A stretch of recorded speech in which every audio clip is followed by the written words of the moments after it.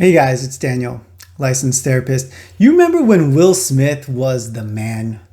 He was handsome, he was charming, he was funny, he was jacked, and he was the desire of women everywhere. Look how they massacred my boy.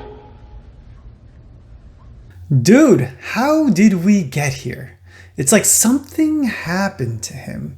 It's so mysterious. There was a shift of some sort, but I can't put my finger on it. It seems like he's under the spell of something or someone. Oh well, maybe we'll never know. In any case, his career has crashed and burned spectacularly, and it's been a year since the slap, and after that crazy event, I was wondering how he would recover. Well, he hasn't. In fact, it's worse than ever.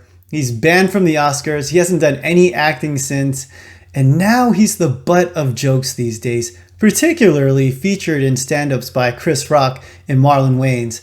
And these guys go hard at two particular things, and these two things is what I'm going to be reacting to because these are the two most head-scratching moves of Will's life. Let's start off with the most recent one, which really screwed Will over. And this is his public assault of Chris Rock on the stage of the Oscars. It launched a million memes and you've seen it a ton of times, but let's watch that gem again. Praying that Will Smith wins, like please, Lord. Jada, I love you. G.I. Jane 2, can't wait to see it, all right?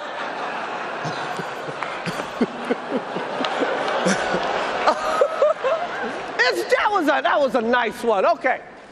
I'm out here, Richard. Oh, wow. Will Smith just smacked the shit out of me. Keep my wife's name out your fucking mouth. Wow, dude. Yes. It was a G.I. Jane joke. Keep my wife's name out your fucking mouth. I'm going to, okay? Look at Will. He's having the time of his life. He's nominated for Best Actor at the Oscars. He's getting a little shine in the monologue, a little airtime. Life is great.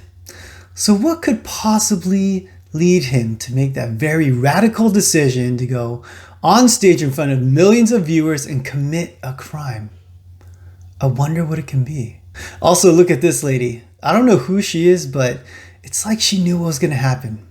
Anyways, it doesn't take a seasoned therapist to know what happened. Jada got pissed, so Will went to defend his wife's honor, in which I have no problem with, except the context was so extreme.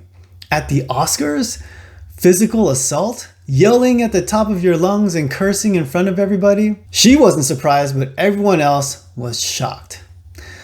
So we don't need to explain the turn of emotions in the moment, but we do need to explain why someone would do something so insane. Why do I feel like a clue comes from the other thing that people are making fun of him for? So basically, Will and Jada were in the middle of some marital problems and they were on a break, and Jada went ahead and had sex with her son's friend. And if that wasn't enough material for the comedians, they went and talked about it on the internet. The whole thing is out there if you want to watch it, but I wanted to focus on one particular clip that to me was so telling. So let's get into it and see if we can't connect some dots. I feel like that husband, like I'm with you at the press conference. I'm that husband, now I got to be with you at the press conference while you like tell the world about your transgressions. Like, I love my baby. I'm gonna stand by my baby no matter what. So it's obvious that Will is in tremendous amount of pain here, and he's doing his best to diffuse the situation with humor. But look at the guy. He looks like he went through the emotional meat grinder. But look at Jada. She's glowing. I don't know if it's the filter, because if it is, it's messed up. They didn't give Will the same filter, but she looks like she's genuinely laughing and having a great time. Which to me is troubling because here's her husband, the person that loves her, the person that has stood by her and defended her. He's in so much pain. He is saying, you hurt me and now I have to be there to defend you. And she just laughs. No gratitude, no empathy, no validation, just pure joy. I don't know what you guys think, but Will looks pretty pathetic to me, and I don't mean that as an insult. We all want him to stand up for himself. We want him to show some anger or show some sadness and have that feeling responded to by Jada, but he doesn't. And because he doesn't, he looks weak. And what happens next really blows my mind. Well, I definitely understand why it would look that way or feel that way, but I actually don't look at it as a transgression at all. Through that particular journey, I learned so much about myself and was able to really confront a lot of emotional immaturity, emotional insecurity, and I was really able to do some really deep healing. So she just totally invalidated his painful view of the situation and then basically made it about her, which to me is unbelievable. She basically cheated on him, and she's celebrating her own process and how she's grown from the experience. The whole thing is very tone deaf, and I feel like this is a microcosm of their relationship. Dr. Sue Johnson, renowned relationship theorist and researcher, says relationship can be summed up in one question: are you there for me?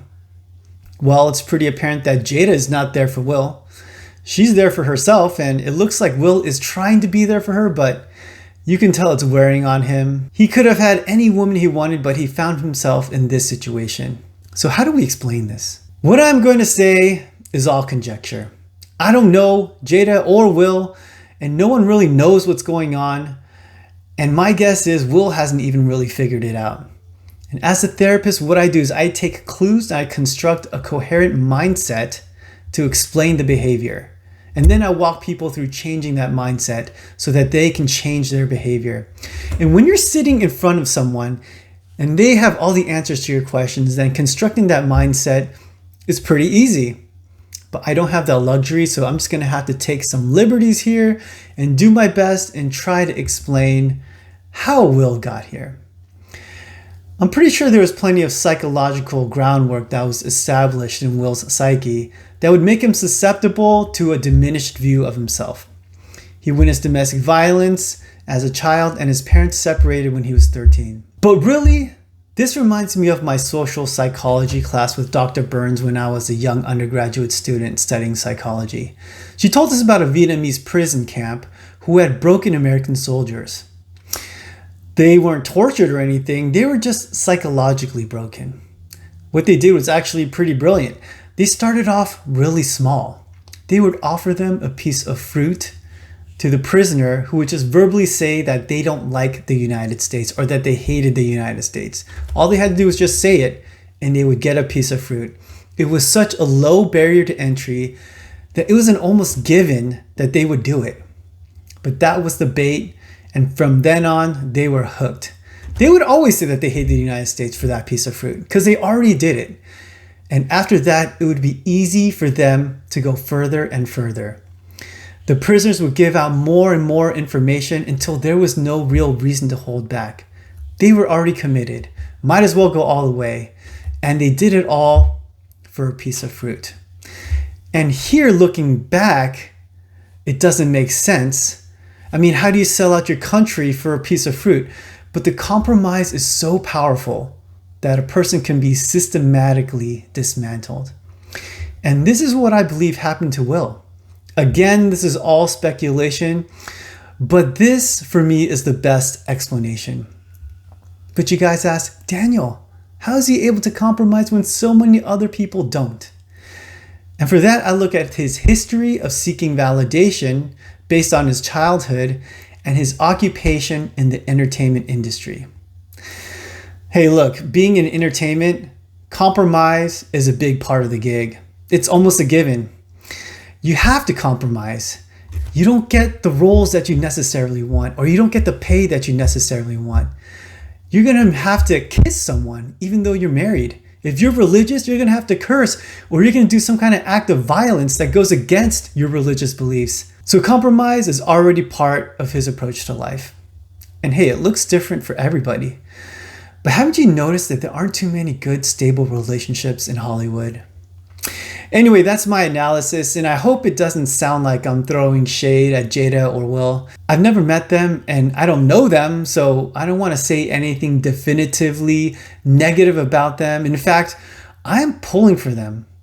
They're a family. Now, I want all families to experience wonderful, healthy relationships, and I'm pulling for Will. Like I said, he was the man, and my hope is that he would return to being the man so that we can get I Am Legend 2. Anyways, thanks for watching. If you have anything you want me to react to, please leave it in the comments below. See you next time.